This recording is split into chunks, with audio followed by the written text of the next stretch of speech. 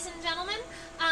Welcome to the live stream today about snake flies. Now, this specimen here was collected this year in Oregon, on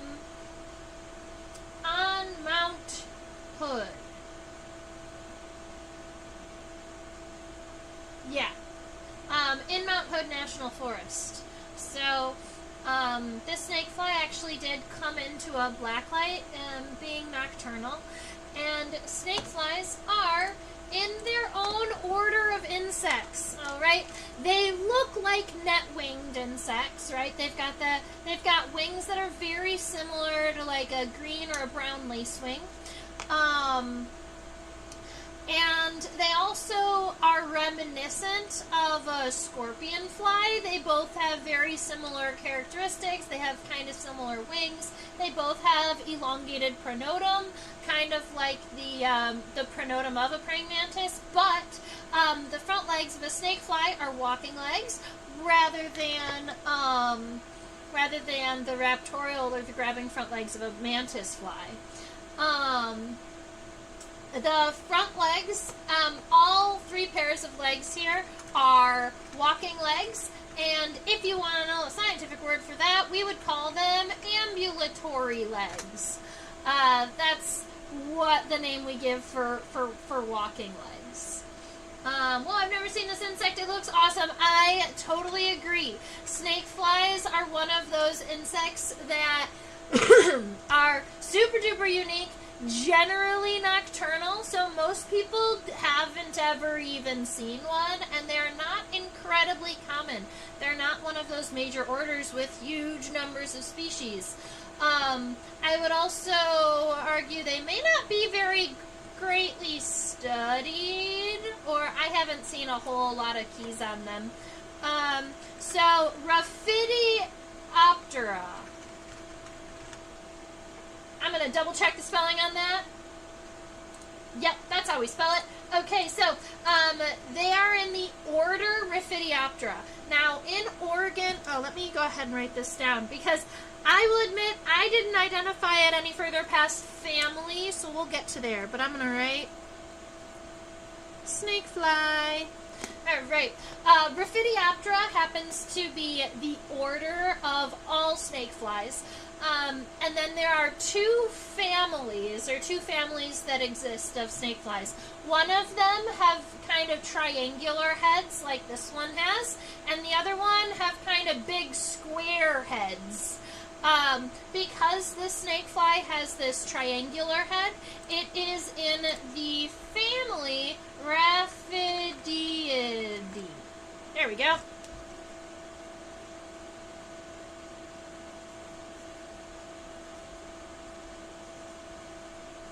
You'll see the same root, Raphidioptera, Raphidiidae.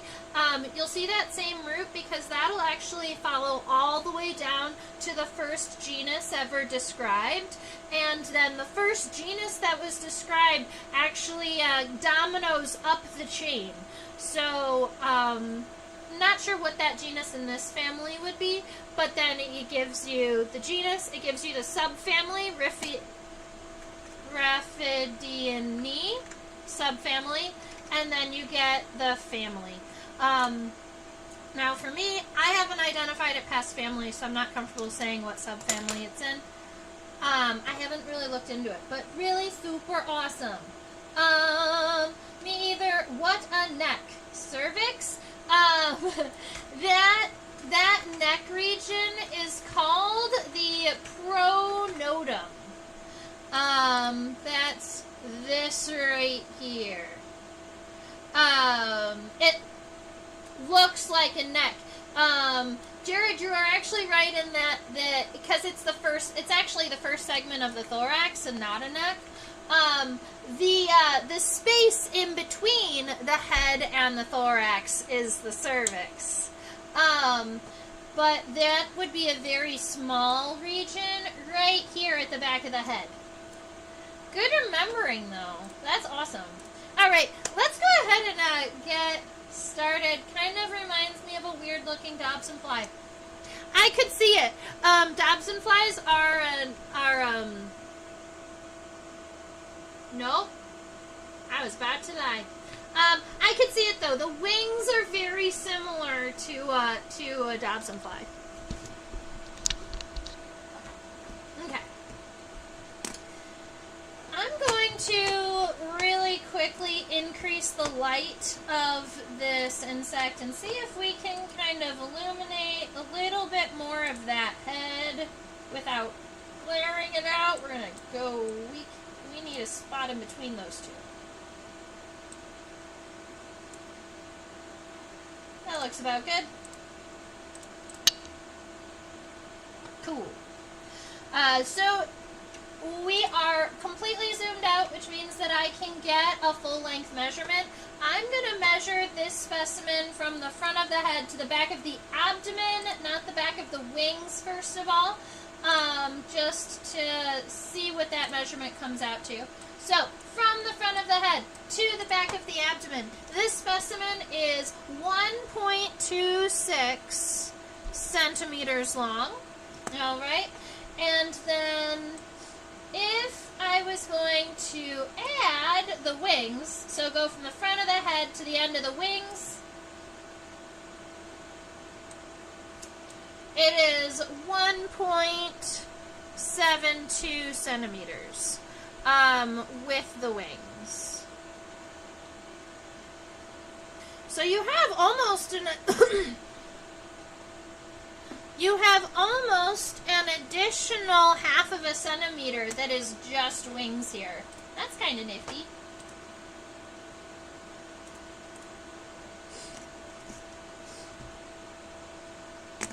Alright, I'm going to come up back up here and just write Snakefly so that if people join us, they can see what the name is. Alright. Now, on the Snakefly, I am going to be drawing it kind of with its head tilted, just the way it is on the microscope right now, because if we were to draw it in a completely lateral perspective, you wouldn't be able to see that the head is subtriangular, and it wouldn't give you that characteristic for the family. And you know me, I like to draw and keep in mind the characteristics, the identifying characteristics for each of these individuals. As far as I know. I am always learning more about insects. Alright, let's see. So, I'm going to start with the back of the head. Keep in mind, when we first start sketching these, I like to draw them really, really nice and light. And then, as we zoom in and look at more of the defined characteristics, that is when I will start using some darker lines. Make sure that that head is pretty far forward, because you do have the head and the body, but then you also have the wings that continue forward. Now, once I have that left parenthesis that is the back of the head, I want to make sure that I kind of widen out a little bit, but I want it to be triangular, so meaning that I want it to be narrow at the base and get wider at the edges, but it doesn't need to be like square. Alright. Once you get to about where we think the length is going to be, I'm just going to go ahead and round it off, just like this. I do know that we are going to be adding some mandibles up here in the front, so I can sketch those in a little bit if I want, but I'm not going to do too much until we zoom in. The next thing right after the head is that pronotum, or the first segment of the thorax, and it goes from the back of the head down kind of diagonally. We're going to make it stay fairly parallel to itself so that the pronotum is kind of equidistant. So it's the same length all the way down. And then I'm going to just kind of cut it off like that. So we've got that pronotum there. Now, the pronotum is the first segment of the thorax. It is also where the first pair of legs is connected. And a lot of times the legs are connected to the back side of its portion of the thorax. So the front leg is going to be coming off off from here. It's going to kind of, I'm going to give it stick legs. It's going to kind of come down, go out. It looks like that femur is pretty short, unless that's a tibia. We'll have to see when we zoom in. But it kind of comes out like this, comes back down, and then you've got your tarsal segments. I'm thinking that something has gone horribly awry. There we go. We're just going to do this. Alright, so that's our front leg. Now, once we get to the remainder of the thorax, not that first segment, but the second and the third segments of the thorax, it becomes a lot boxier here. So I'm going to make it, we're going to give it a little bit of a step up here off of the top. And what I'm going to do is I actually am just going to draw myself a square here. So I'm going to come up, give it a box, come on back, round it down, and then allow it to kind of come forward. That just gives us a working space for that thorax. The middle leg is going to be connected right around here. And then the hind leg is connected to the very back. And from this view, it's a little tricky to see that hind leg because it's tucked underneath the wing. But it's going to be shaped very similar to this. It might be even longer, so we'll have to see that. But that's that thorax. And then we've got the abdomen. And I am going to just check some ratios really quick to see how long this abdomen is. Okay, so if we measure the abdomen is approximately the same length as the thorax, not including the head. So if you take your length of your pronotum and your meso and the metanotum, that's what they are, the first, second, and third segments of the thorax, and then you take that and bring it along back, that's going to be how long the abdomen is going to be. Now, that does leave me with not enough room to finish the wings, sadly. So I might be shrinking my snakefly over the course of the drawing to see if I can get it to fit within my paper here. But let's go ahead and connect this. I need a cheater paper. This works. Oh, hey, that's pretty much the right size. Love it. Alright, so the abdomen's coming out to right around here, and it appears that the abdomen is connecting on kind of the bottom side of this thorax here, so I'm just going to give it a kind of a nice thin abdomen here, connected back. Good, good, good. So, head, thorax, abdomen, that's all set. Now all we have to worry about are adding those wings. Let me take that measuring stick off of the microscope view. There we are. We don't need that little red line. Okay. Okay. Now, for these wings, the wings are connected way up here. They make that kind of triangle up at the top. So I kind of want to imagine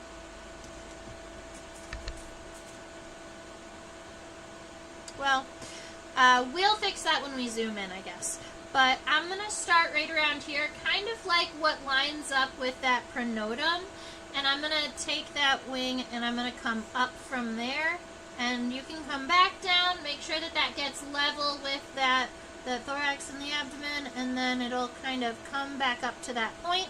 So that is that's the close side wing.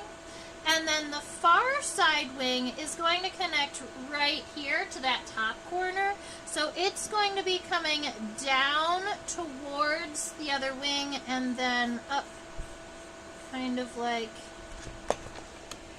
this. So that's that triangle I was trying to mention. There's a triangle in between where the wings connect. And you know what? If my wing just happens to be a little shorter than what it's supposed to be, then maybe that's okay. Alright, so time to zoom in. I do kind of love snakeflies. So one way that you can tell that this is not a true fly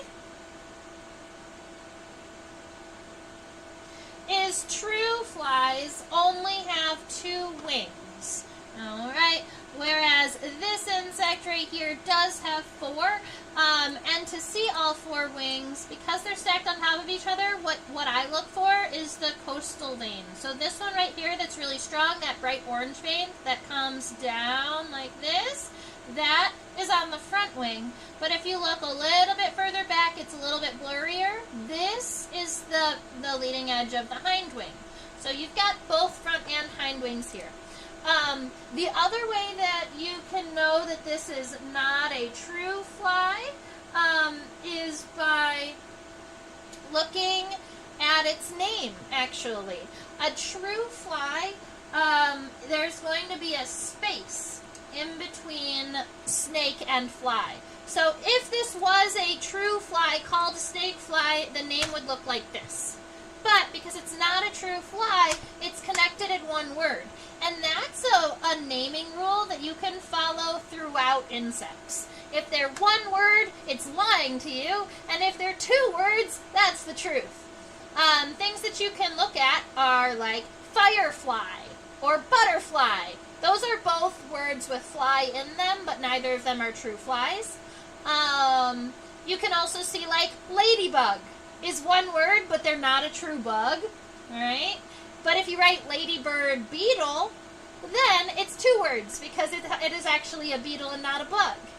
So that's kind of a fun little naming rule that some people don't notice or don't realize.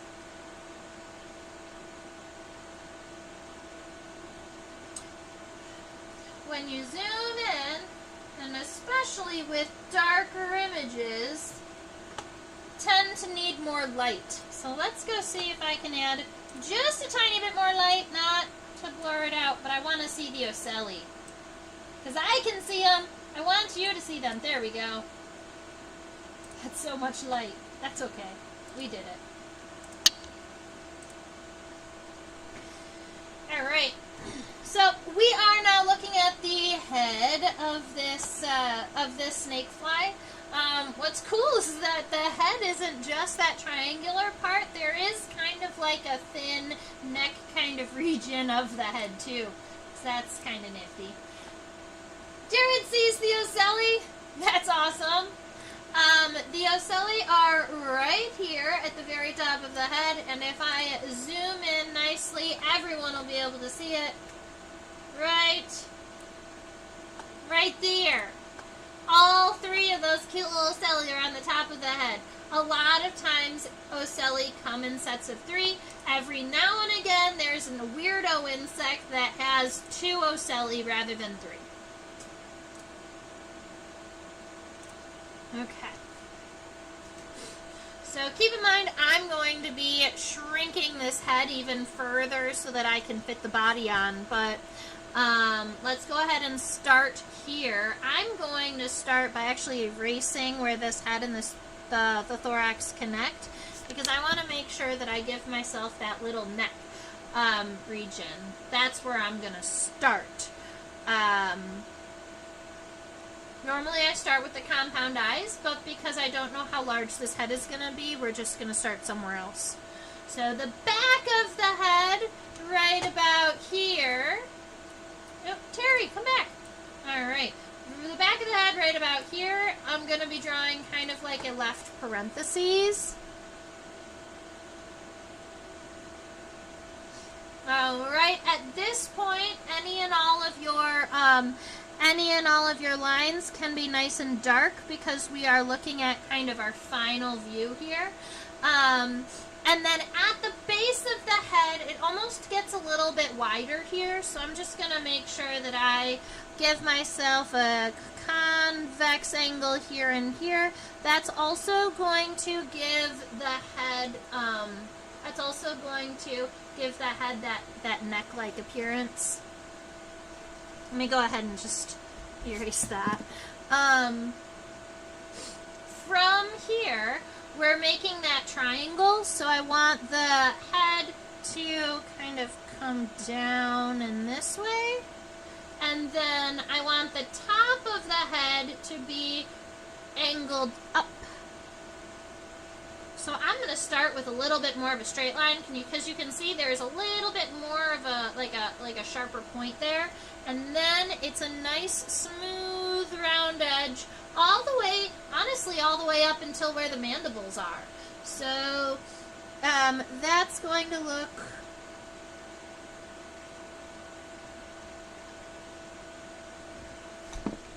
kind of like that. Yeah. I might want to bring this line and make it a little bit wider. You want to get the width from the bottom line and not the top line, because that triangle is more coming towards you. So you want that line to come down a little further. Then we've got those compound eyes. So that first compound eye is going to sit right around here. Notice that that compound eye does kind of extend a little bit past where you would expect that line for the head to follow through. So, and the eye looks pretty much perfectly circular, which is nifty. So I'm just going to give myself a nice circular compound eye right here, that when you look nice and close, that edge of the compound eye does go past the edge of the head here.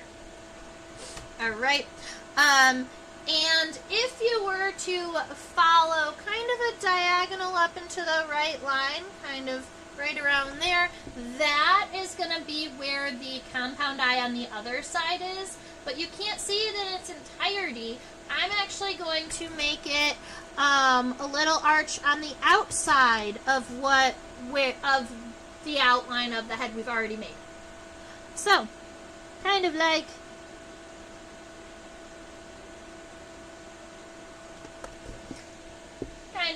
this. We just want that compound eye kind of on the other side. And then I'm going to, at this point, get these little ocelli in, so they are centered on the head right around here, and there are 3 of them. And because we've turned the head just a little bit so that we can see the triangular shape of the head, we need to make sure that all 3 ocelli end up on the top of our head. Okay, at this point, what we are drawing is the fronds, or the front of the head here. And after that compound eye, it kind of comes down, cuts over. Alright, I am not drawing the mouth parts right now. I'm just trying to draw where the head ends and without the mouth. Let me zoom in for you.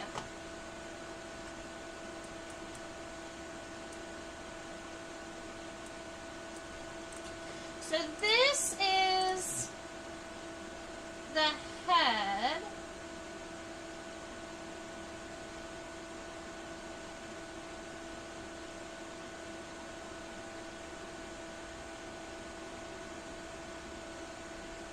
Being zoomed in like this, the focus is really hard to perfect.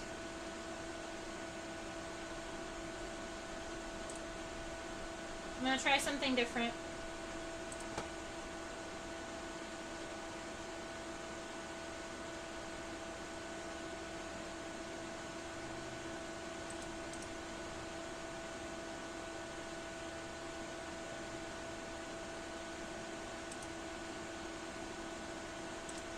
Okay.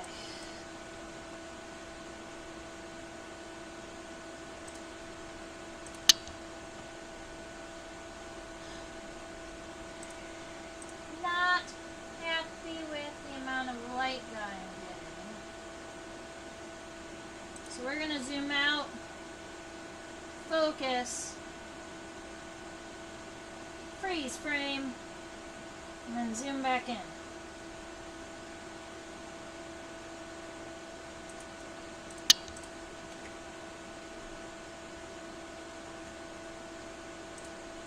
that's what I wanted to show you.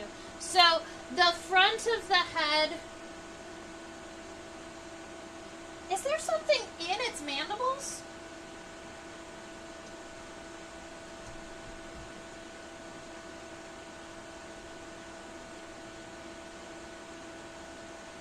No.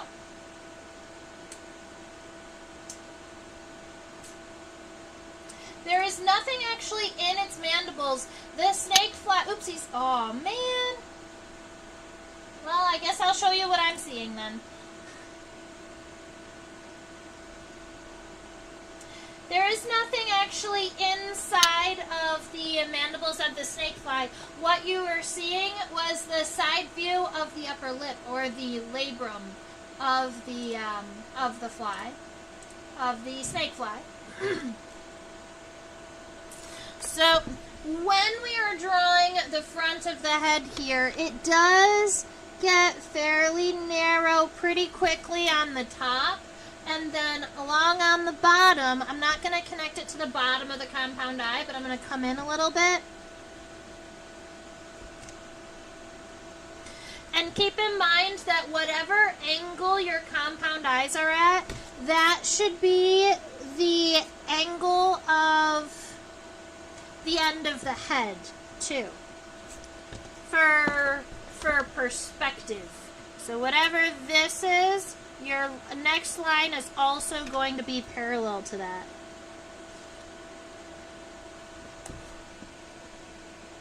Like that. Alright, now after the head, there is that labrum, so there's this little bit. There's that little bit of that upper lip there, spelled L-A-B-R-U-M. Those are long mandibles. Are we looking at a wood chewer? Snake flies don't chew on wood. They are predators, I believe. Yes. Yep. They are predators. Although snake flies, when they're immatures, do feed on wood-boring insects. They're all predators, but that's the thing. So those mandibles that you're seeing that are long and thin, that mandible type is generally a predatory mandible. So it's going to be coming out from underneath.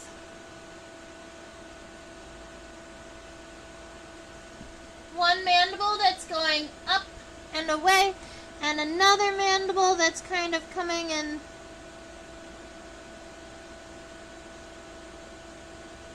this direction, and I just darkened the far mandible and I left open and white the close one just so that there's some differentiation there.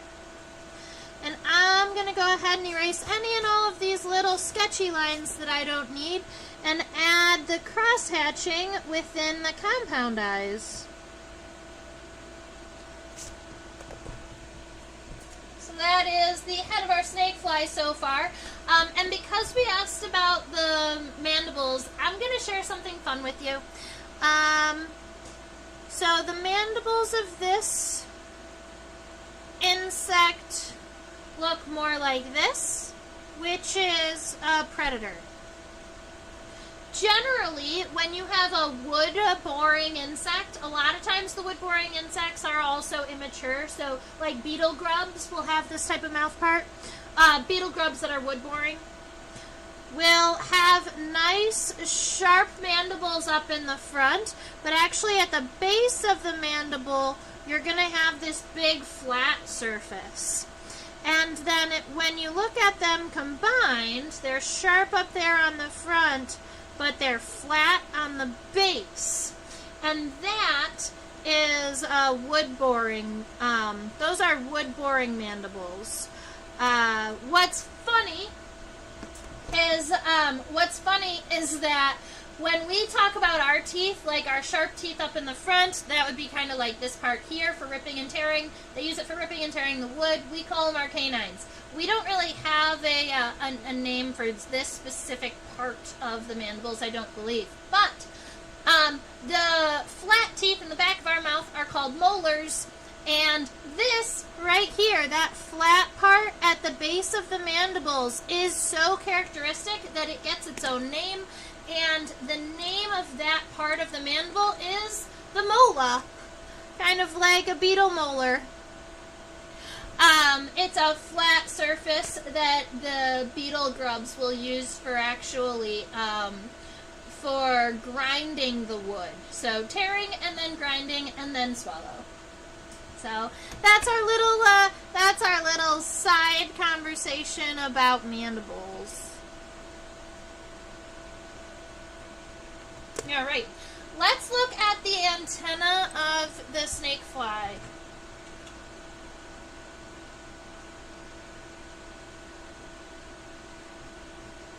Now, unfortunately, the snakefly lost one of its antenna, but it did not lose both. So we are all good there.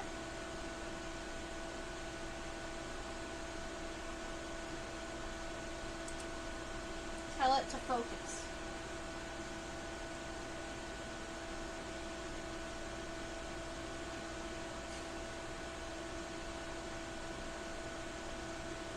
Okay, that's focused. So I would consider these antennae filiform, which just means long and straight, but also it means that the individual segments of the antenna are longer than they are wide. And I'm going to give you these names while I'm drawing. So the scape, the pedicel, and the flagellum are the individual pieces of an insect's antenna.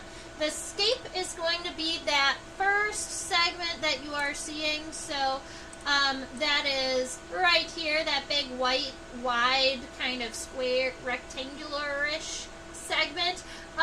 That's the scape.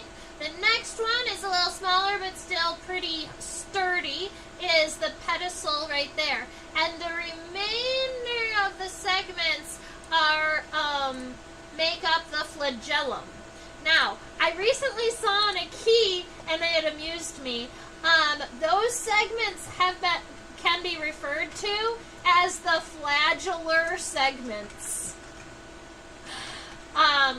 I learned that this week during a key. So you can call it, the whole thing is the flagellum, or you can refer to the segments individually as the flagellar segments. Cool. Alright.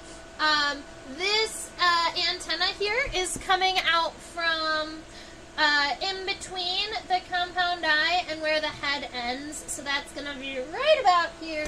These antennae are not incredibly long. I would say they're about the same length as the head, if that gives you any, if that gives you an idea for size. And then I'm going to add, let's see, we're going to draw that scape.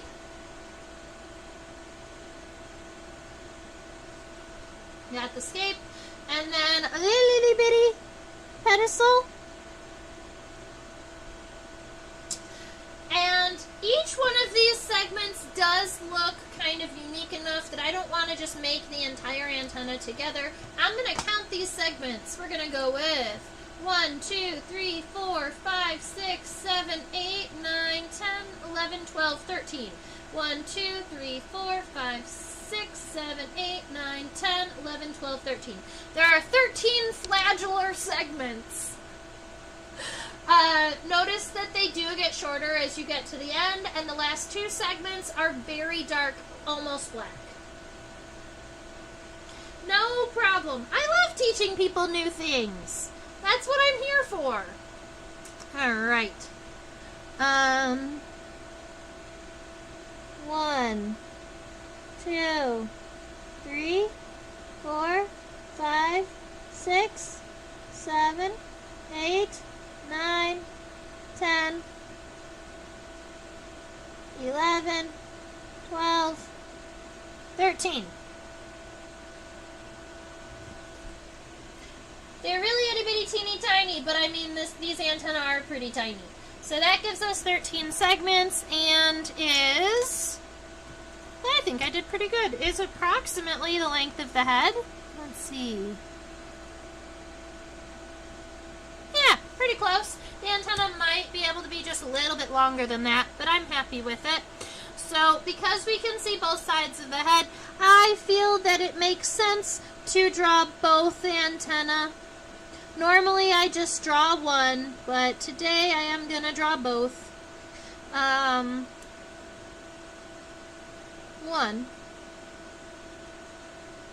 2, 3, 4, 5. Oh no, these are too big. 1, 2, 3, 4, 5, 6, 7, 8, 9, 10, 11, 12, 13. There we go. I don't love this corner here in the antenna, but I am happy that they're about the same size. Might have to put this little guy on my favorite bug podium. Aww. Yeah. He belongs on everybody's favorite bug. Top 10. I love that you have a top 10.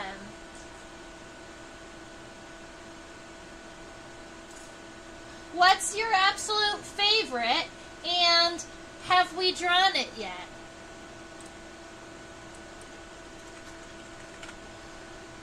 I always get really excited also to move on to a new body part. Once you get done with the head, it's like, all right, we're done with the head. The heads always have the most detail too, because you've got the compound eyes, you have the simple eyes, you have the mouth parts and the antenna. So there's lots of things going on. So it's nice to be done with that. And now we get to draw this pronotum. Keep in mind I am shrinking my snakefly, so my pronotum is not going to be as long as it just was.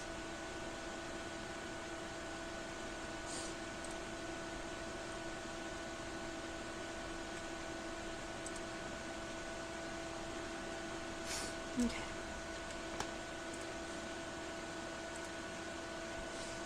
Number 1 is a bumblebee. They are pretty adorable. The genus for all bumblebees is Bombus. And I just think that that just makes bumblebees even cuter.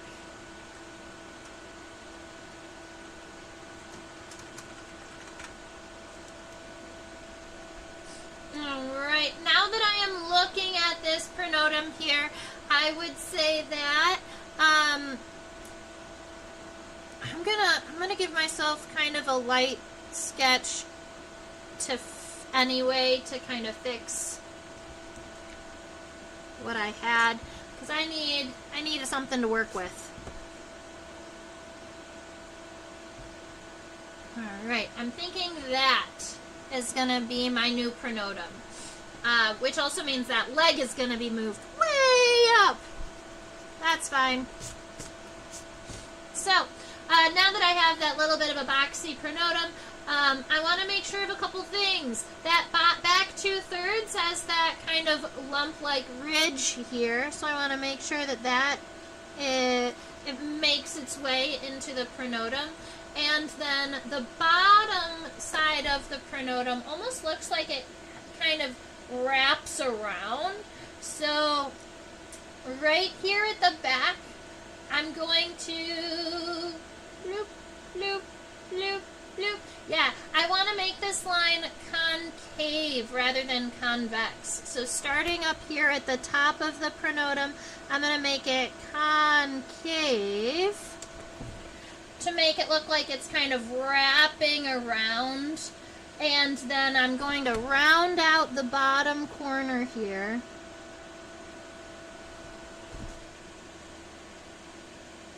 And then come all the way up. Now, I made the pronotum kind of match with the head, but notice that it is a little bit lower. So I'm going to follow this line kind of parallel underneath and then cut up at the end. So I'm going to go something like...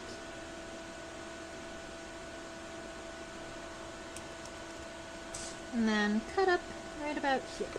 And then I can erase that bottom line. I don't need it anymore. That's going to be the bottom line of that pronotum. Now, up here on the top, I just want to make sure that I follow that kind of, that bump down way in the back, and then the rest of it looks fairly straight. I wouldn't say incredibly straight, but fairly straight. I'm unhappy with how high that line got. I want it to be a little bit lower on the head because I want that bump to still be above the pronotum there. So I'm happy with that outline. I do want to take a lighter line right around here and pull it back.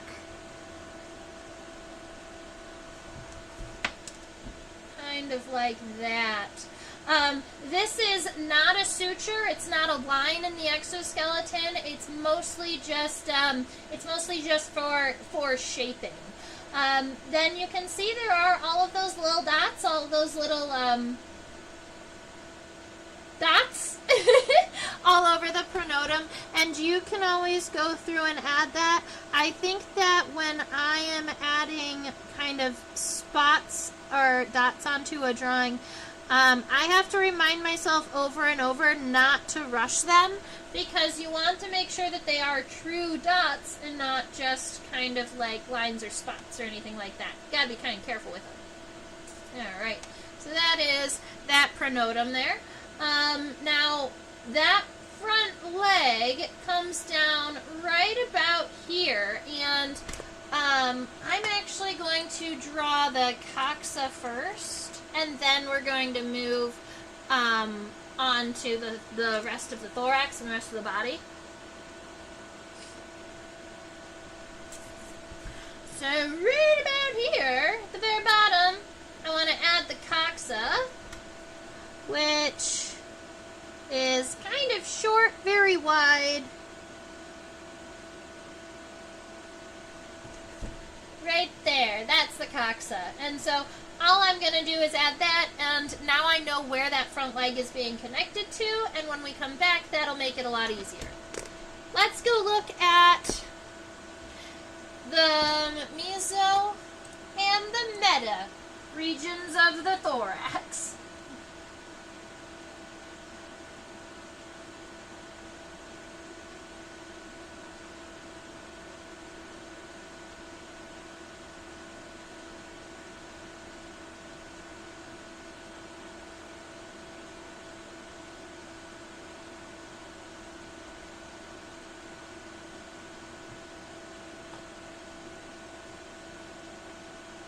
Kind of cool.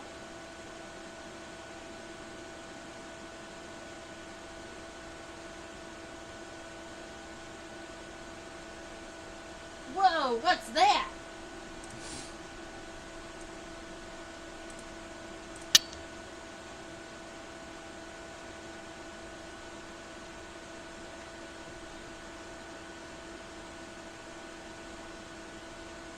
Some type of sensory organ on there. How would we call that? The maybe mesopleuron? I'll show that to you once we get our thorax all figured out. So I'm shrinking this, so I'm going to just erase it. Although I do know how I'm going to draw it because I've already done it once. So at least there's that. I dislike having to erase the whole thing. Alright. Got that. Now, keep in mind that this is the coxa down here on the bottom. So, we don't want the thorax to kind of connect to that. That should be a separate part. So when we come down from here, it's going to be a diagonal line backwards. And what I'm going to do is I'm just going to give myself that shape one more time without the wings.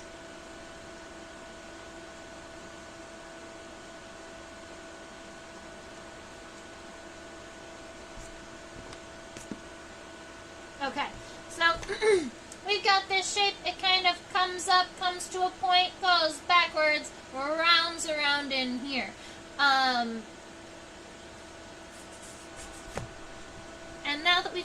this all situated, I'm going to change this to Snakefly. I'm going to start with this line right here. This line is more forward on the bottom than on the top, so it is going in this direction. So it's going kind of at a diagonal, and it is, alright, right about like this. So, coming out from here, I want this line,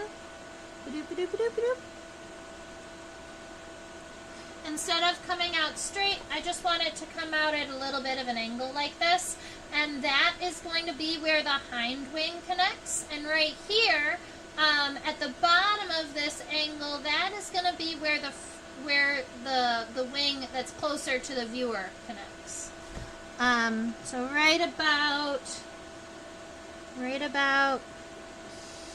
here.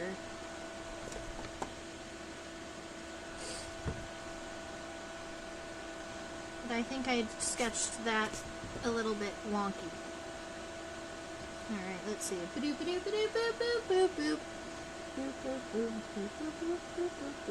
Alright, right here.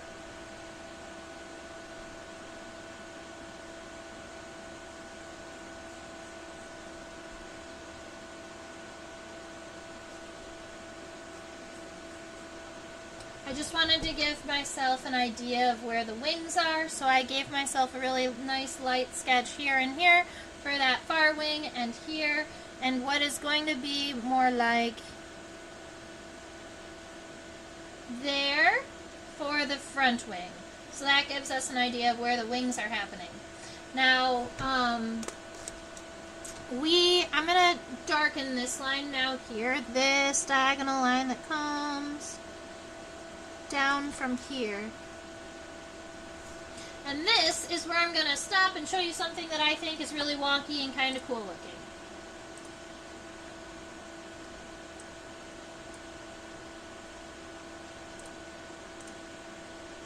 I don't know if you can see it as well as I can. It's such a small characteristic.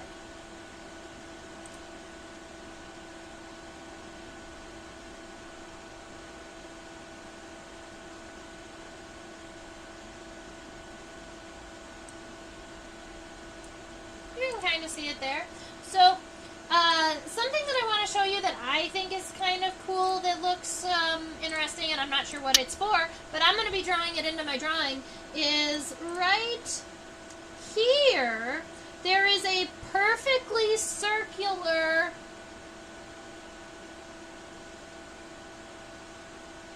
what looks like a lens of some kind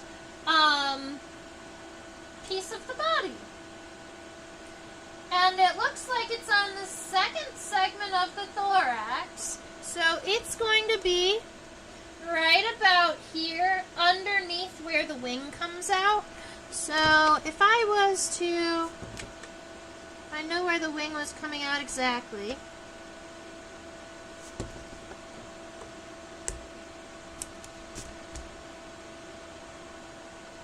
Alright. Then this little sensory organ is going to be right about here. And it's not an eye, because eyes are on the head, right? You've got simple eyes and compound eyes both on the head. I wonder if it is a heat sensor. That's my educated guess. Here's the reason why I would argue that it is a heat sensor and not like an additional eye. Oh, now you can see it too. It's right there. Boop.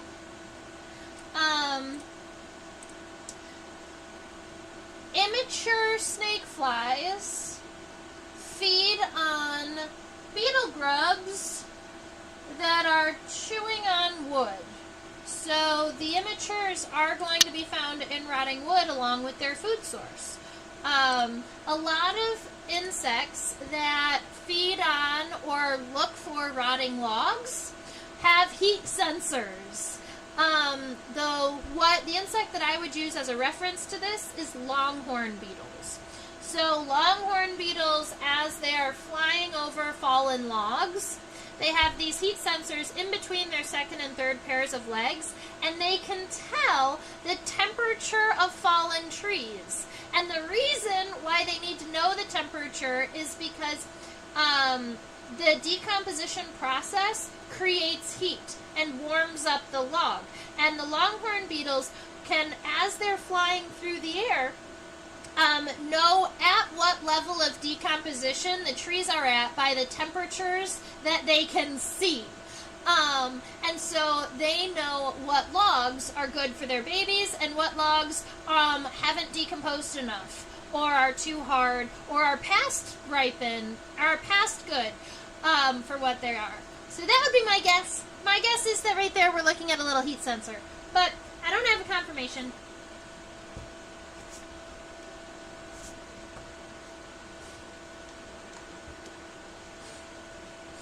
Okay. We've got this diagonal line down. We're going to give an additional diagonal line down that is kind of like so at the same angle, and then we're going to cut it off. That is going to be where this is going to be where the front leg is connected. Or middle leg, sorry. This is where the middle leg is connected. So we've got the coxa is going to kind of come out like this, and it's going to be kind of angled backwards a little bit. And that's where that leg is going to get connected.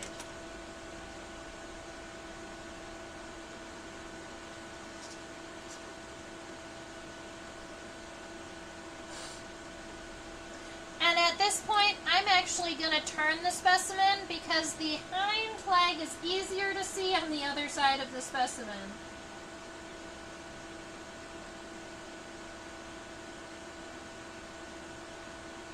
What are those cute little front legs? Oh, sorry.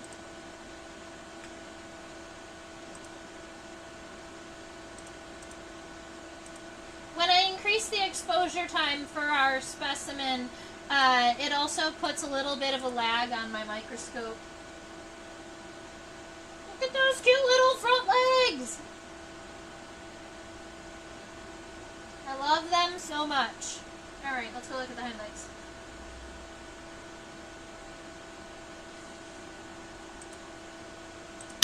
Alright, so we already have that diagonal line in the hind coxa here. We're going to continue from the body in a backwards motion here, and then right here at the end of what we of this thorax, we are going to be adding the coxa for the hind leg, and that would look like this. The coxa for the hind leg is, excuse me, more triangular than rectangular. So it's a triangle coming down kind of like this. The femur is going to be coming up directly from that. That's why the leg is mostly underneath this wing here, because the coxa, honestly, the coxa is supposed to be a little bit lower than the wing. So maybe I'll fix that. This is coming across just like this, and then the coxa is underneath it. And then we've got the wing.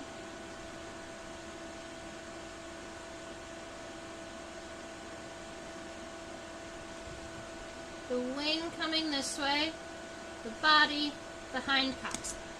I'm happy with that.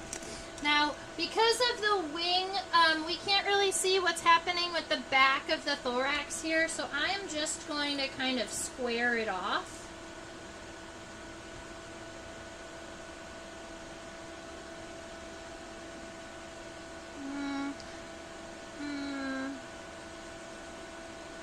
Yeah, I'm happy. I'm happy with that. Just squaring it off. Okay. So gonna start here from this corner. I am gonna round it down just a little bit. I don't want that to be all the way square. I don't want any corners, so I kind of rounded it down just a little bit. Very good.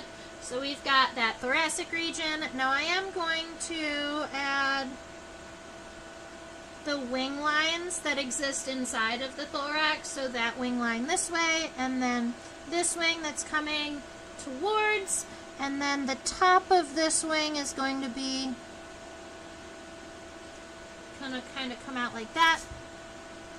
So we've got this really strong space in between the wings. You would have things like a scutellum up in there.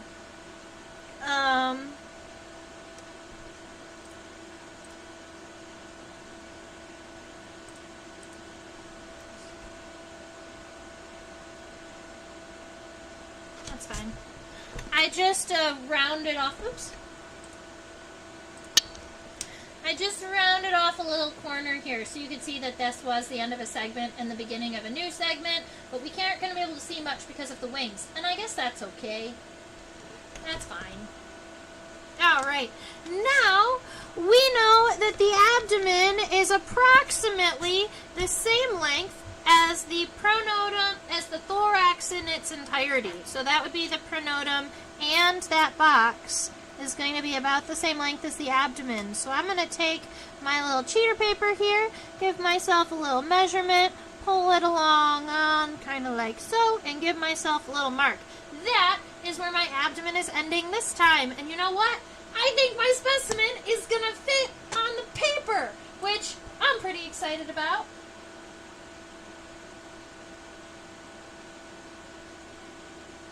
So I'm going to give myself a light abdomen first, because I need to make sure that it is there.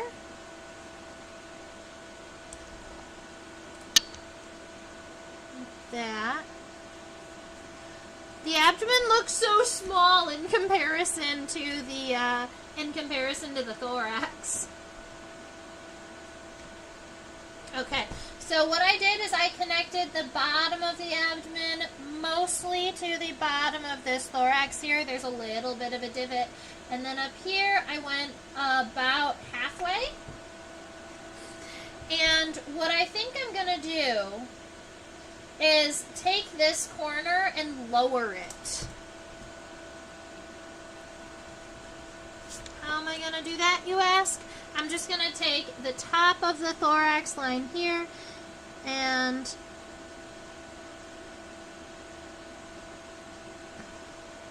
I just want it to be kind of a little bit lower. Yeah, more like that. Good.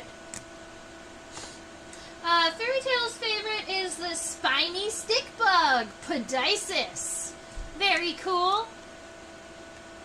The spiny stink bugs are interesting in that they are predatory. So instead of being like an agricultural pest, farmers will actually release spiny stink bugs so for pest control in their crops.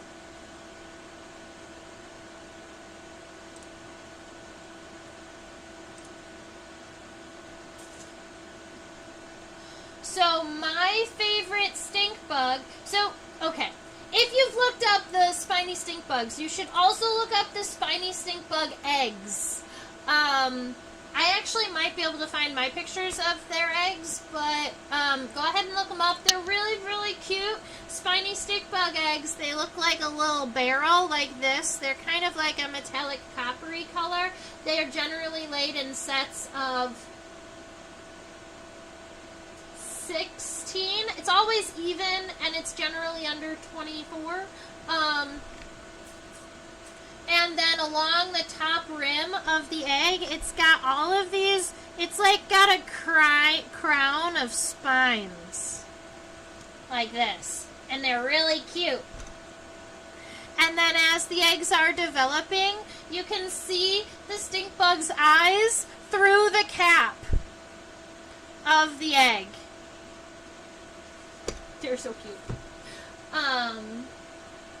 Yeah, so that's a little bit about stink bugs. Stink bugs are what my research was on. I spent years collecting and rearing stink bugs in colony. 1, 2, 3, 4-ish. 1, 2, 3, 4, probably 5. 1, 2, 3, 4, 5-ish. I think that there are 5 visible segments of the abdomen, but I'm going to count them from the back to show you. So we've got this one here, from here to around here. That's 1. The second one goes from here to right around here. So this is 2. This is 3. This right here is 4. And I can't see the line right here that differentiates 4 from this really thin part here. But I bet you that that is an additional segment. Because the wings are concealing it, I can't tell for sure. But I'm going to be drawing out my abdomen with 5 segments. I don't know if I have any specimens of Podicis maculaventris, which would be the species of spine stink bug that I've reared.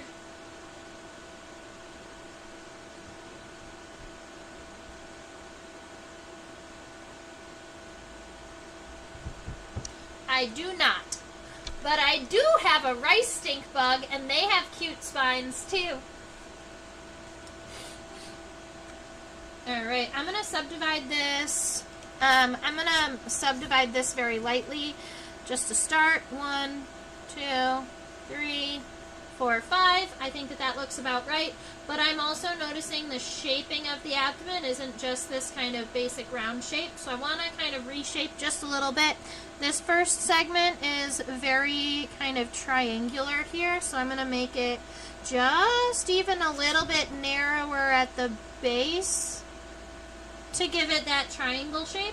And then back here at the very end, instead of it being really kind of blunt like I had it, the abdomen here is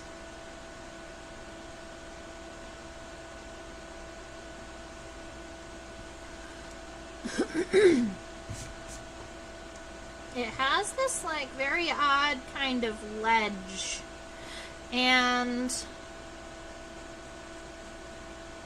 I'm gonna make the abdomen even thinner, kind of like that.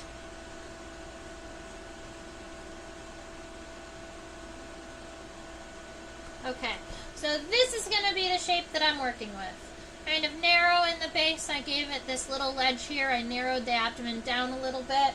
I'm pretty happy with that. Honestly, if we look at the abdomen from a distance, it is wider than the pronotum, but it isn't a lot wider than the pronotum. All right. I'm going to draw each one of these abdominal segments individually because you can see that there is some kind of stepping. There is some separation in between all of the segments. So I'm going to go 1, kind of come up here to the big top. And then once I get here, instead of coming straight down, I am going to be drawing all of these lines convex, like left parentheses, arched off to the left, away from the body, and then I'm going to go a little bit past where we expected on the bottom, and then come back. And then I'm going to erase all those little sketchy lines on the inside so you don't see any of that. And then we're going to do it again, but instead of starting up here at the top on the second segment, I'm going to come down a little bit so that there is going to be a little step or a little gap in between the first and the second segments. I'm going to once again give myself that left parenthesis there, and then go a little bit past where I expect, and then when I come back to the first segment, I'm going to come back to where this line touches it. which, keep in mind, is going to also give us kind of this little gap on the bottom. And then you can erase all the sketchy lines on the inside.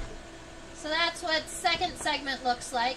Now, 3 and 4 are a little bit more even with one another, so I'm going to draw the top line of 3 and 4 together, kind of like this.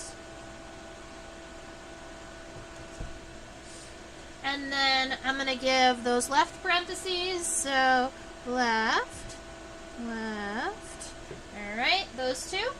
And then on the bottoms of these, instead of making them so step-like, I'm just going to make both of these lines kind of convex away. Instead of them being sharp, I'm just making them a little bit smooth. And also, I made them too big.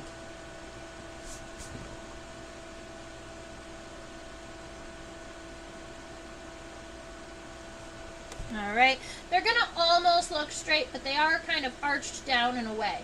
Now this last segment, there is a step, so from where we're starting, we're going to come down a little bit, go out to the end. There is a little bit of a blunt tip at the end of the abdomen, and then give it that funny looking step on the back of the abdomen, which I'm sure either helps you determine if it's male or female, or has something to do with reproduction. Normally when you see something wonky happening at the end of an abdomen, it has something to do with reproduction. Okay, so head, thorax, abdomen,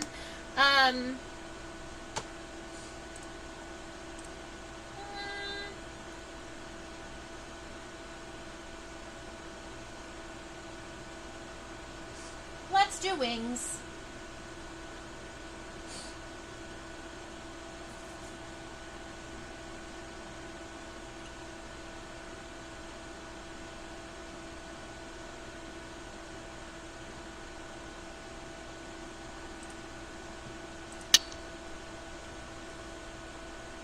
Oh, my favorite stink bug, sorry, my brain just flashed over to my favorite stink bug, so I'm going to share it with you, is in the genus Zycrona.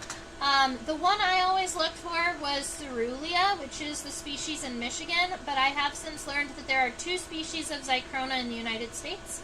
Zycrona stink bugs are metallic blue, and they're predators.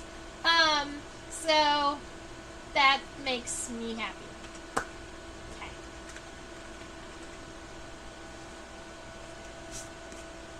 Alright, I'm over here looking at the wings, happy with the way we started them.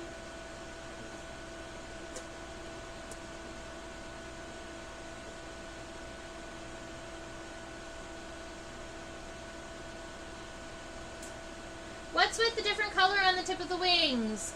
The different color on the tip of the wings is called the stigma. Sometimes it gets named the pterostigma, and I believe that those words are just interchangeable by people. Sometimes people use the word stigma, sometimes people use the word pterostigma. Ptero just meaning wing, and stigma meaning kind of like spot or coloring. And pterostigmas or stigmas are found on a whole bunch of different insects. The one that I think of all the time when I think of a stigma on a wing is dragonflies. But bees, wasps, and bees and wasps, I think ants will have them too. Snakeflies obviously have them. And I'm not sure what the function is. Couldn't tell you what the function is. So, what I'm noticing here is that our wing isn't kind of smooth back the whole way. It kind of comes down, squares off at that hind coxa, and then comes over. So, watch me erase the bottom of this wing again. Alright. So, from here comes down. I had that portion right, but I want it to go down to right around taxa is and then square it off. Yeah. Alright, so we've got that situated on the bottom. I want to draw the top. The top is nice and round and smooth. There is a long point kind of here, and then it's going to kind of narrow down from there. So let's see, we've got here. Alright, so we've got that portion that's going to be a little bit narrow, and then we come back.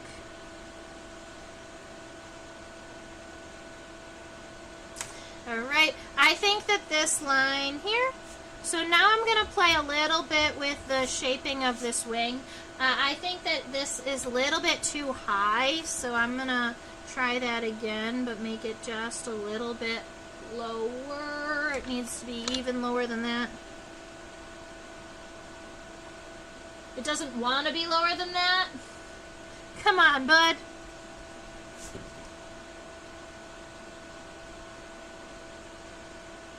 There. I just had to draw it from the bottom. Okay, so that gives us our wing shape that we can add wing venation into. Now, I'm not going to be adding all of this wing venation in. It is pretty complicated, but what I am going to do is I'm going to add the general shape of the wing veins in here so that we get kind of all of that overarching lines. So,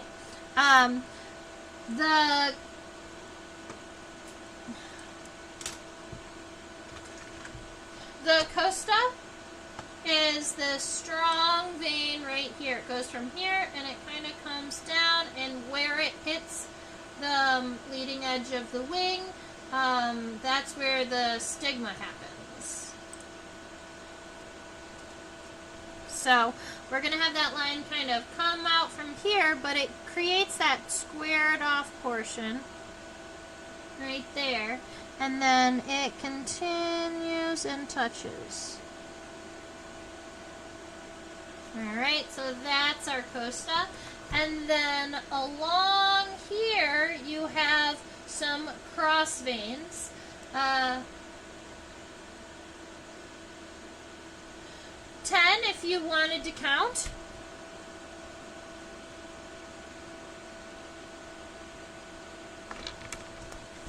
Cross veins that all the way go along here.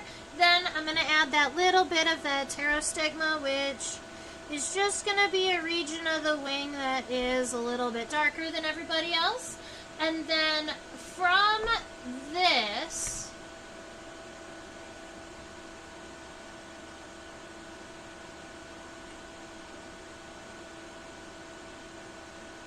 one, two, three, 1, 2, 3, 1, 2, 3, 1, 2, 3. Well, that's cool.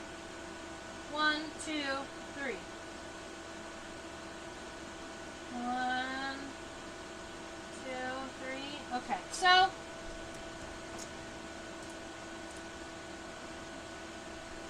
I was just looking at some of this wing venation in here, and something that I noticed right off of the bat is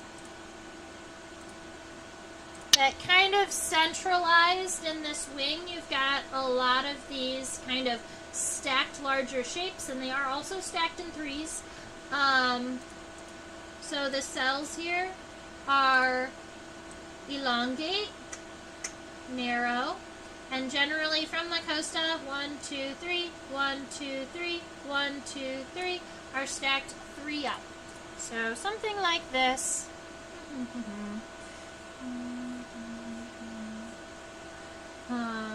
Add these lines coming up from the costa, and then you'll want to kind of connect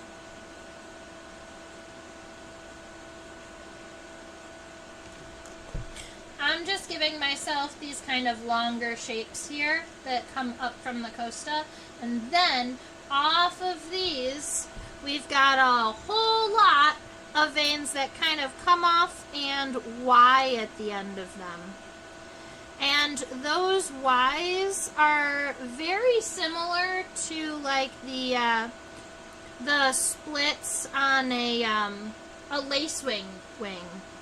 And I do believe it goes all the way around the edge. Yep, even this far edge here has these kind of Y veins that meet up at the edge.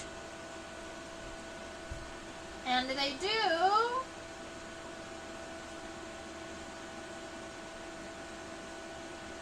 come most of the way up. Once you get to this region here, these shapes are a little bit less like that. So keep in mind, I did not draw every single wing vein. My goal was to make it kind of feel like the wings of this insect without spending a whole lot of time getting every wing venation correct. So that's what that's going to look like.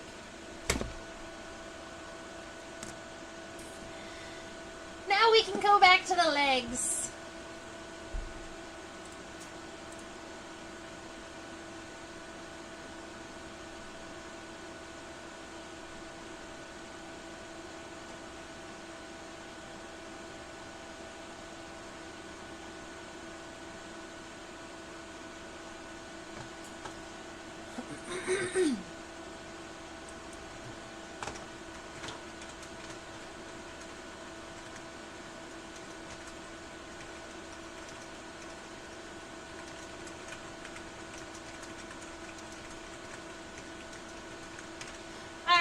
Give you all the words. Coxa, trochanter, femur, tibia, tarsi. These are all of the words for an insect leg. Coxa is that hip bone right here. We've already drawn it on our drawing. The trochanter is this what looks like this little kneecap right here in between the hip and the femur. Right there, that's the trochanter. Femur goes up, tibia comes down. These are the tarsi or the tarsal segments. The reason I'm focused on the back leg and not the front leg is because on the back leg you can see the trochanter, and on the front leg it's at an angle in which you cannot see it. But I want to draw the trochanter in my drawing, so I want to look at the far leg. So right about here, the femur is coming down, or the coxa is coming down. Then we get this little bitty segment, kind of like these. And that's the trochanter. Now, from that trochanter, because we can see it, I'm going to take it up a little bit before we come down. Because if we go out like this, then we wouldn't have been able to see it. So we're going to come up a little bit. Keep in mind, snakeflies seem to have some pretty narrow legs. And this leg, I would say, just a little bit shorter than the pronotum, but it's actually pretty close to the length of the pronotum.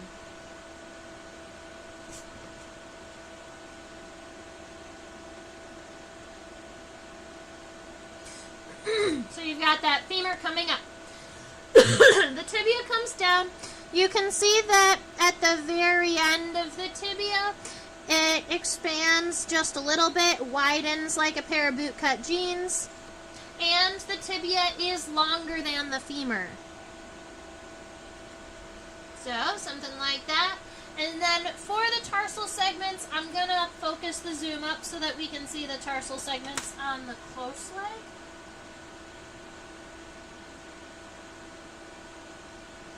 Oh, we're still going to look at the one on the far leg. Just shift it a little bit. There we go. No!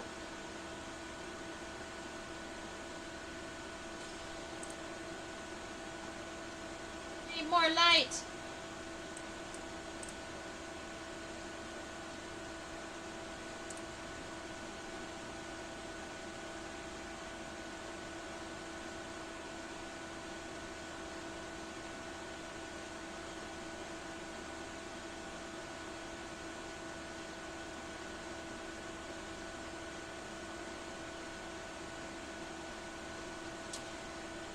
That's about as good as I'm going to get for these tarsal segments here. I'm counting 1, 2, 3, 4, 5. We would actually call this an apparently 4 tarsal We would say that the snakefly has apparently 4 tarsal segments because one of the tarsal segments is very hidden, but we are so close and zoomed in that we can actually see it, which is kind of cool. That first tarsal segment is rectangular, long and thin. Gonna come out like so. Nice long thin rectangular segment. The second tarsal segment is about 1/3 that length. It's pretty small. Same width, just significantly shorter. At this point, the first tarsal segment can kind of follow the tibia a little bit, but by the second one, we're going to be trying to kind of flatten out these legs here because this is where he's going to be using to kind of hold onto the ground. The third tarsal segment from above is going to look like a heart-shaped segment. So from above, the segment kind of looks like this. And then there's a little itty-bitty segment in between those lobes, and then the raindrop segment. So this is what it kind of looks like from above, but when we're looking at it from the side, we're only going to see the one lobe, and it kind of fades down. So when I'm drawing it here,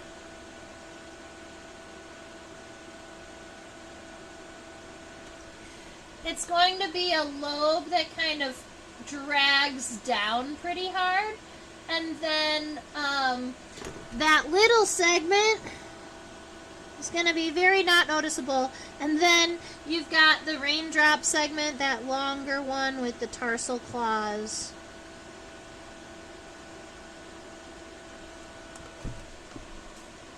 Kind of like that. He's so cute. All right, let's go look at the middle leg. See if they have the same tarsal.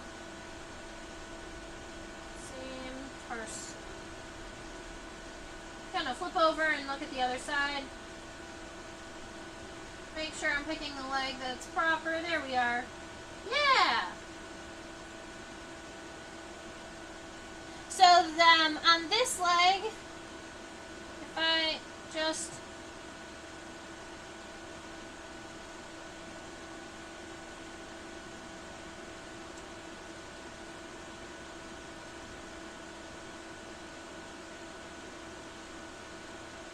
there. Now from here you can see that heart-shaped segment that is segment 3. And if we zoom in on my camera, I'm going to freeze this image so it doesn't move. If I zoom in right here, there's that little hidden segment. It's right there.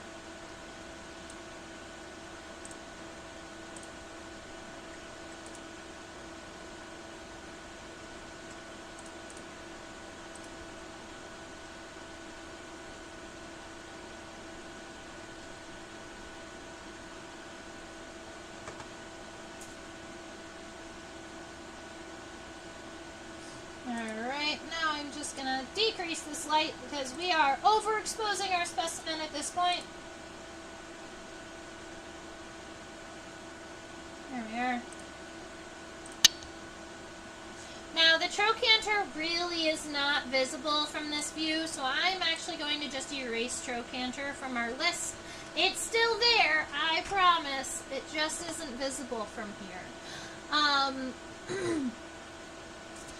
And I am going to be calling all of these segments meso and then whatever it is. Because when we add the word meso to the beginning of any of these words, we are referring to specifically the one on the second leg, right? Right there in the middle leg. So you can say mesocoxa, mesofemur. So we've got our mesocoxa, and then our mesofemur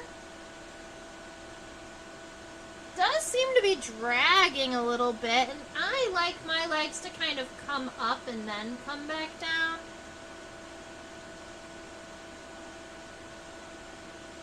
So that's what I'm going to do. I like this leg kind of tucked up under the wing just a little bit because that's how it's going to be in real life anyway.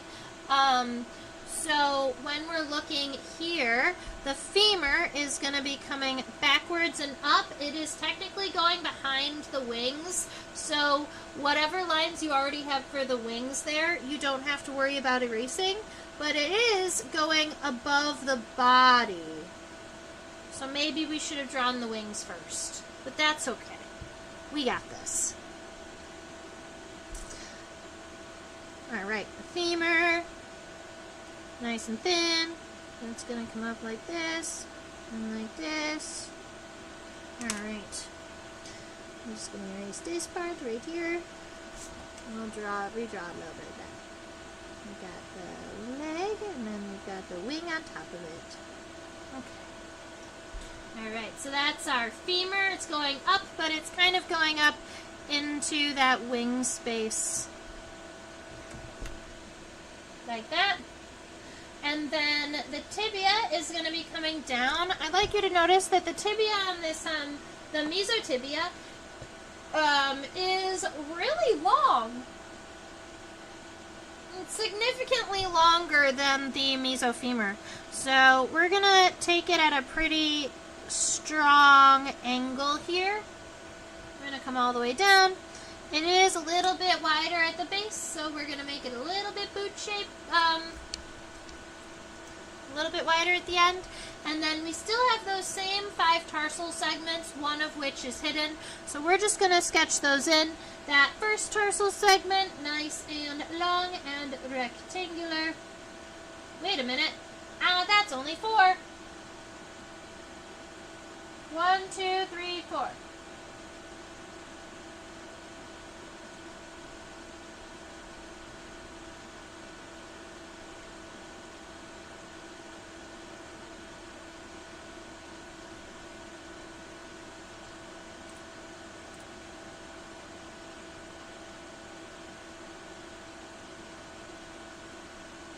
I zoomed in a little bit just to see if there is a separation between that first segment, but there is not, which means that we had 5 tarsal segments on the front leg, but we only have 4 tarsal segments on the meso leg, the middle leg. Alright, so we've got that rectangle, which is 1. But then we skip the second rectangle, and we go straight from the rectangle to that heart-shaped segment, or we could call it a bilobed segment if we wanted. When I'm drawing it from the side, I just like to make sure that it kind of angles down, and then the next segment that I add doesn't get added to the tip down here, it gets added up here, because the next segment actually connects in between the lobes.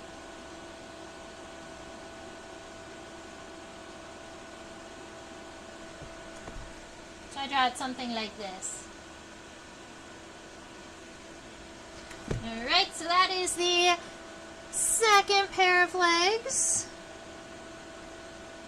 Now, let's go to the hind leg. Now, just like with the middle leg, we can add the word meso to mean middle. The hind leg gets the word meta.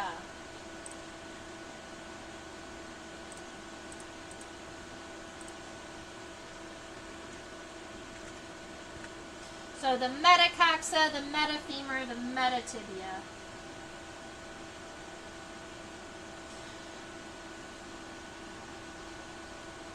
Alright, the leg is fairly tricky to see underneath the wing, as you can clearly see there, but we know where the coxa is because we've already drawn it in. It's this triangular piece right here. So I'm going to draw our femur in. The femur is fairly short, but the tibia is really long, and it looks like the tibia comes down right about here, so it's actually right around here. So the tibia comes down around the end of the third abdominal segment. So I'm just going to put a mark there to remind myself. The femur comes up from here. make sure that when your femur comes up, you are going to erase any of the abdomen that's within the leg.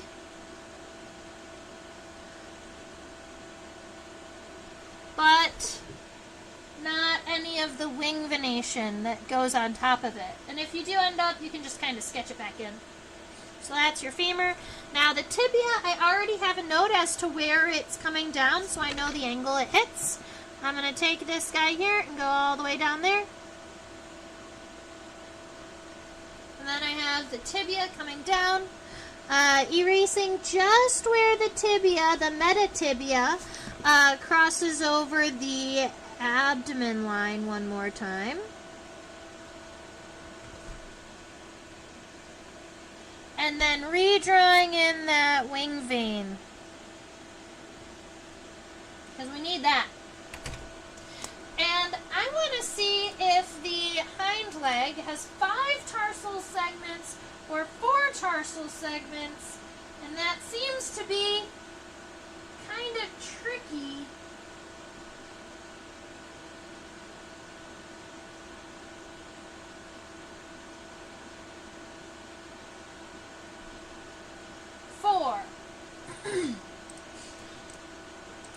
Four. So we're going to copy the metatarsi, or the mesotarsi, into the metatarsi. So we've got the rectangular segment, that lobed segment, and then the raindrop segment. Keep in mind at the base of that raindrop segment there's that additional little hidden segment, and that does still exist on this one. I'm going to go back and check that front leg just to make sure that I'm not crazy. Nope, I'm not. The front leg does have 5. So, what's, this snakefly has a tarsal formula of 5-4-4. It has a 5-4-4 tarsal formula. That's kind of unique in insects. A lot of times, it is the front leg that has a different number of tarsi than the middle and the hind leg, but I would say 4-5-5 is more common, where you have more tarsi on the back than in the front. I don't know if I've ever noticed another insect where you've got more tarsi on the front leg than the meso and the meta legs.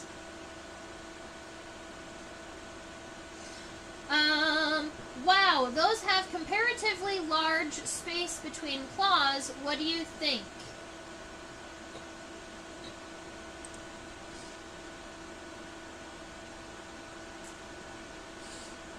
Yeah, I think that the tarsal claws are very wide. They also have a cute little hair in between their tarsal claws. That hair in between the tarsal claws, if it was a fly, we would call it the empodium. But because it's a snake fly, I'm not sure if we've named the hair in between the tarsal claws. Is it a membranous or leathery wing? We are looking at 2 membranous wings. 2 pairs of membranous wings. The way that we would tell the difference between a membranous wing and a leathery wing would be whether or not we can see through it.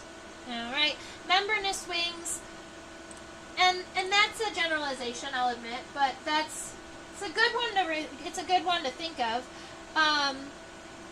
Membranous wings, you're going to be able to see through, and the venation in the wings is very distinct. It's really easy to see. When you are looking at like a leathery wing, we would call that a tegmina, for reference. And tegmina are more like the front wing of a grasshopper, where you can sometimes see veins in it, but you can never see through it. Tegmina are specific to a group of insects that we call the orthopteroids. These are all of the insects that are kind of like distant cousins of grasshoppers, crickets, and katydids. So, and individuals that have the leathery wings or tegmina would be all those grasshoppers, crickets, and katydids. Then you have earwigs, cockroaches, praying mantids, walking sticks, and those are all the big orthopteroids that I can think of. I'm sure that there are a couple other smaller groups. But all of the insects with tegmina also have simple metamorphosis, whereas I think that Raphidiopterans or snakeflies have a complete metamorphosis.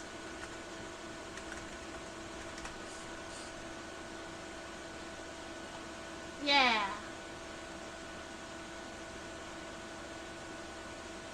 Aww. Before mating, the adults, snakeflies, have a crazy courtship ritual, which includes cleaning each other. Cleaning each other's legs and antenna. That's so cute.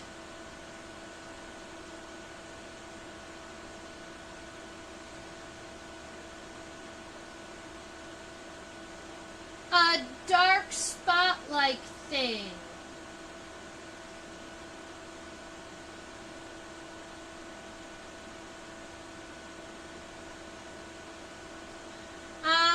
Hot weather. I'm not sure exactly what you mean by a dark spot-like thing, question mark. Oh, are you talking about, I think you're talking about the stigma.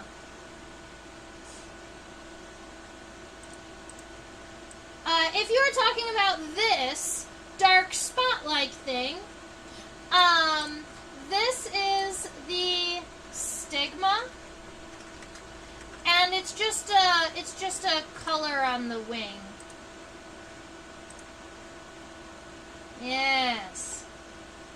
Sometimes, I did mention this a little earlier, but sometimes people call it the pterostigma because ptero, P-T-E-R, O or A, means wings. That's why you have the silent P in the word pterodactyl, by the way. And yes, I can show you the antenna one more time.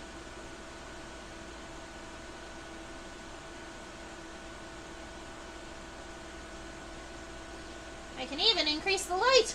There we go. Oh, too much.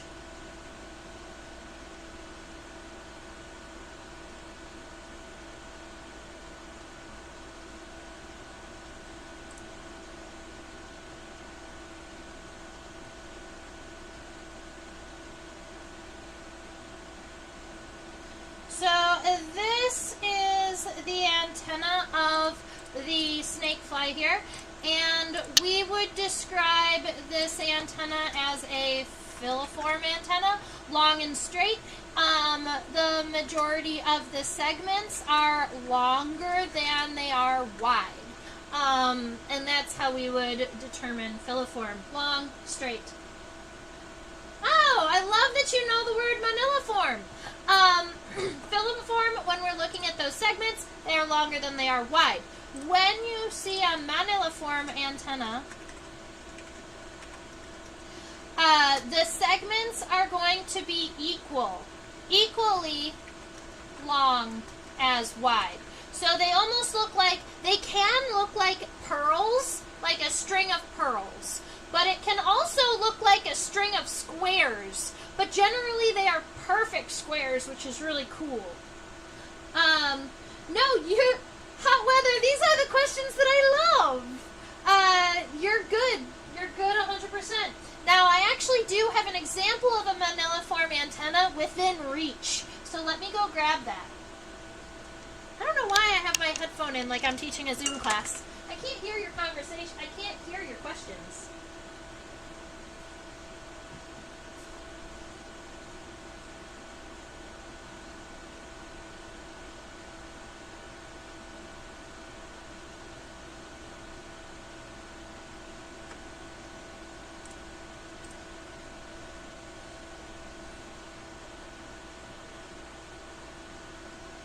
Alright, there we are. So that is a maniliform antenna.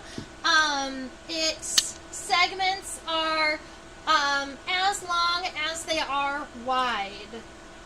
So People say they almost look like a string of pearls. The common name for this antennal type is beaded antenna. And this is actually your describing characteristic between ants and termites. So if you're ever looking at a thing in your house and you're like, oh my goodness, I hope that this is an ant and not a termite, you look at the antenna. Termites have maniliform antenna, so even at the base of these antennae, at least the flagellum, so after the third segment, these are all fairly short, and the scape is also fairly short. All right. When you're looking at an ant, ants have elbowed antenna. So that's even different than the two we've seen today. Elbowed antenna have a really long scape here, and then shorter remaining segments. And what it does is it creates a 90-degree bend in the antenna. So you'll see it kind of comes out, and then it bends, and then it has a bunch of segments that can move. But the first segment, or the scape of an ant, is going to be elbowed antenna, which would be, if you're curious, geniculate.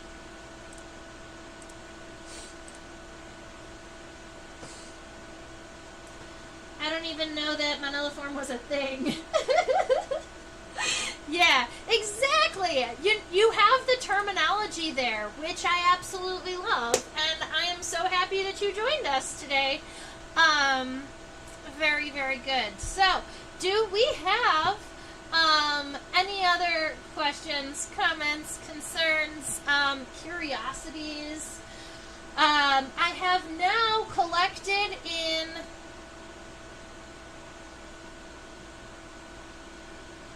42 states, 41. I've now collected in over 40 states. It's either 41 or 42. I'd have to double count.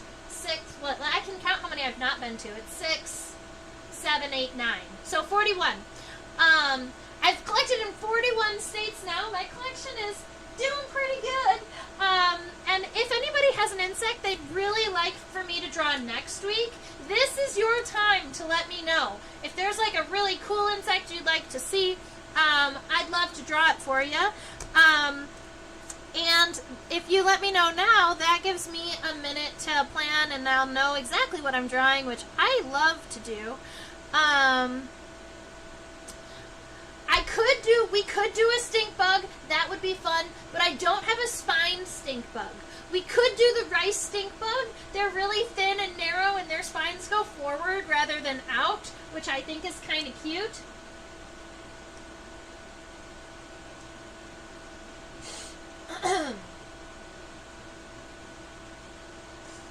I noticed some insects have triangular shaped annuli.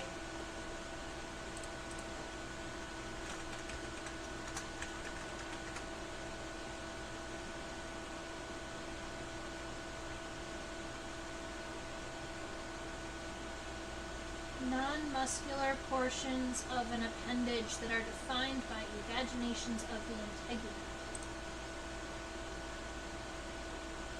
Sorry, I haven't heard the word, I'm sure I haven't heard this word in reference, so I'm trying to determine what exactly you mean by annuli.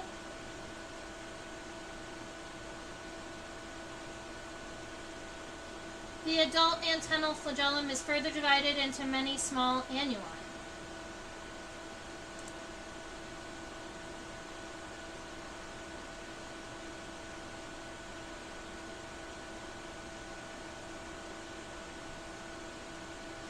Oh! They're using the word annuli as a synonym for flagellomeres. And,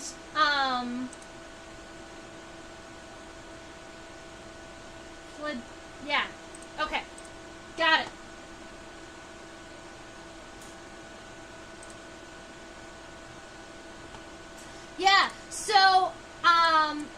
I have always called those individual segments of the flagellum flagellomeres. It's just another synonymous word. Let's see, all in all, what'd you say?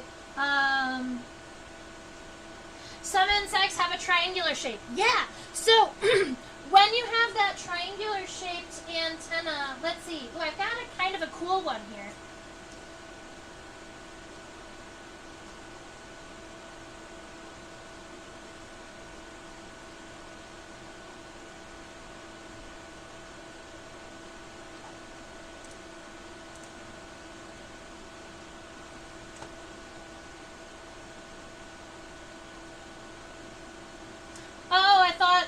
Flagellomeres was only applicable to beetles. Interesting. I also read in reference to bees, wasps, and ants. I read the word. Oh, I shared it earlier in this live stream.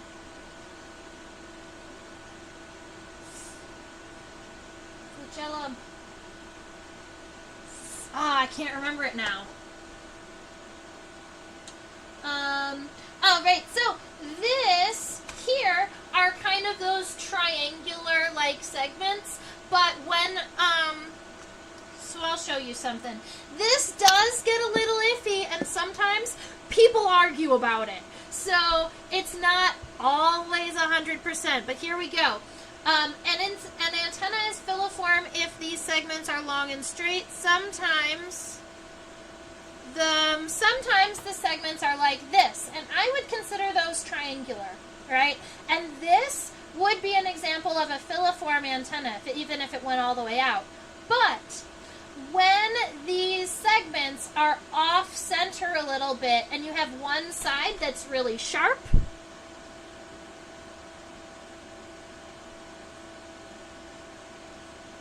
I didn't do it as well here because I'm trying to avoid the egg. Let's see if I can try again.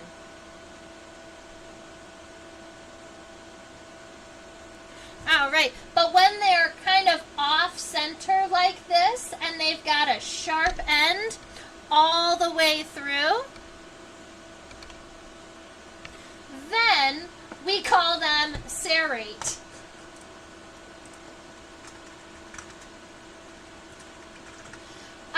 Because we say that those look more like a saw blade.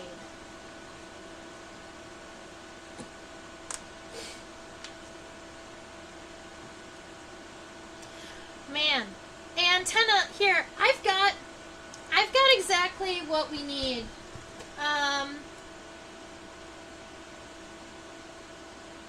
I teach students, and I have an advanced insect studies for high schoolers, and I teach them all of the different parts, like all of the different legs, all of the different antenna, and then we talk about them. Here we are. So I've got my notes from the last time I taught this class. The scape, the pedicel, and the flagellum. The filiform that we talked about, the geniculate, but then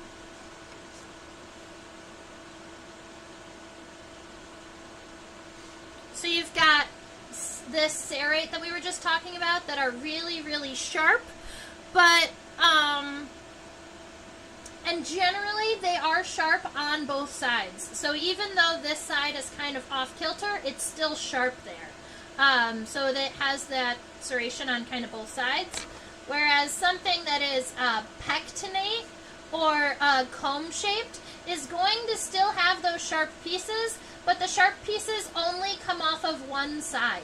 And they can be kind of half of a feather looking, or they can be sharper, like that. So that's pectinate, meaning comb-shaped. And then this is like a moth antenna, bipectinate.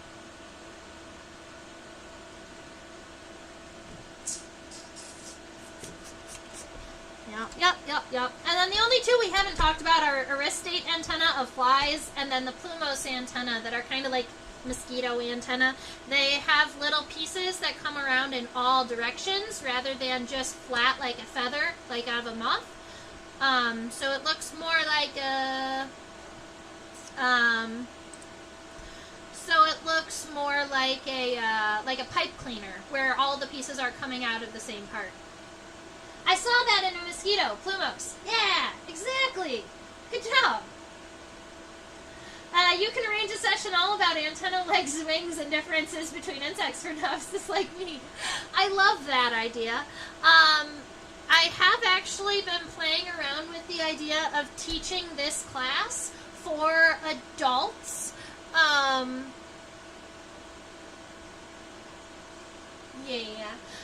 been playing with the idea of teaching this class for adults. It's an 8-week course, meeting once a week.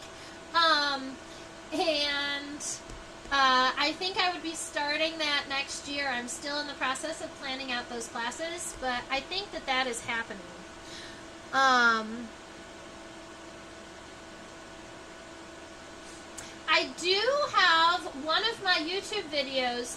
I do have a YouTube video about the variation in wings. And I think I have one on antenna. Let me go look. I think I've done this.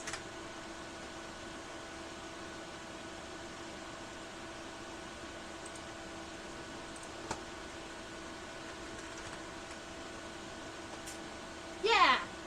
Oh, right. I'm gonna share this to you.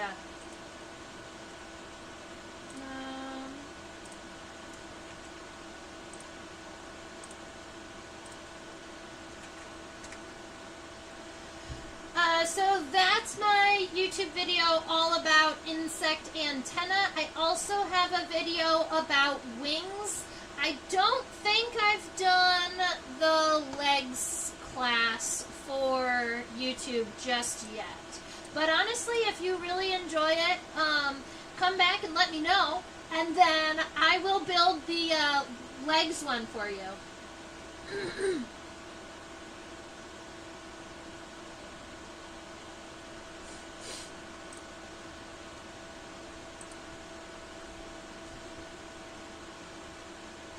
Oh, right. Oh, a longer, kind of more elaborated class that has the microscope images.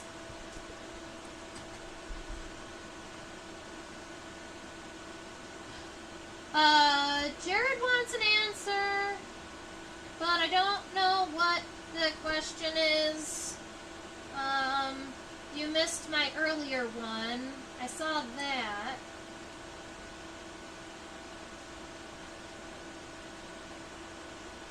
Is the stigma found on both leathery and membranous wings? No, the stigma can only be found on membranous wings.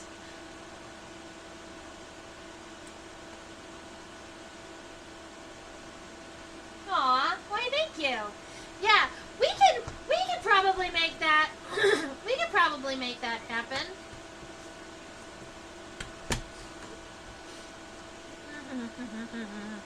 Do you want to do that next week?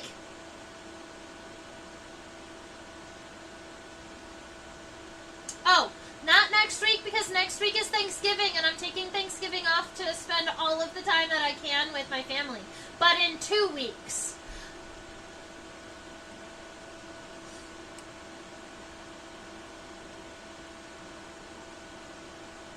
Cool. Well, if I do the class on legs, wings, and antenna,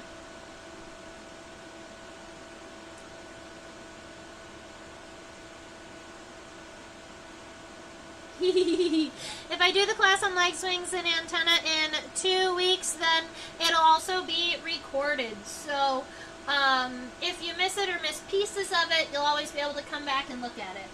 Yay! Alright, I love it. Alright, getting back to here. Okay, I know that a lot of people like to see my image in its entirety before we go, so this is what my my snakefly ended up looking like. And I love when I end up with all of these kind of fun side drawings from side conversations with you all, because that's what makes these fun for me. Like, I love drawing and I love looking at my insects, but also I just love, like, teaching and answering fun bug questions. So thank you so much for coming. Thank you to, let's see, Jared and Hot Weather and Fairy Tale for hanging out with me today and asking all of the fabulous questions. Oh, Jared added Bombus to our list too, so we'll do that in 3 weeks. I didn't mean to throw that one off. We'll do a bumblebee. We have done bumblebees in the past, but we can do another bumblebee. That's fine. I actually have brand newly pinned bumblebees that are new, so that could be cool. All right. I do at the moment teach on a platform called OutSchool that is for student-aged learners, so 5 to 8, 9 to 12, 13 and up to 18, and then. If you find the link in my description, there's actually this little code attached to it that you can get $20 of free classes if it's like your first sign up at OutSchool. So go ahead and use that. Thank you to all of you that have subscribed. I know the 3 of you who have been chit-chatting with me most of the live stream have subscribed because you can't chat without being a subscriber, so thank you so much. I super duper appreciate it. Way down here, there is a QR code. That QR code leads to my PayPal. You don't have to tip me, but if you would like, if you've taken some major information from here and you wanted to throw some my way, buy me a coffee, that is where you can do it. There's also a link in the description box. At Insectopia 2015 is my tag on other social media platforms. So Facebook and Instagram, that's where I am. And this is my email address, Trisha@theinsectopia.com. That is where you can send me your drawings if you want. Or just start fun and interesting conversations with me. I do enjoy identifying insects for people and looking at pretty pictures. So feel free to shoot me an email. I do try to get to everybody. Sometimes it takes me a little bit to get to all the emails, but that's part of the business thing. So I hope that you all had a fabulous time hanging out and drawing the snakefly with me. I look forward to seeing you in the future. Keep in mind, it'll be 2 weeks. We are skipping next week for Thanksgiving, and have a happy, happy Thanksgiving if you're here in the United States. Stay buggy.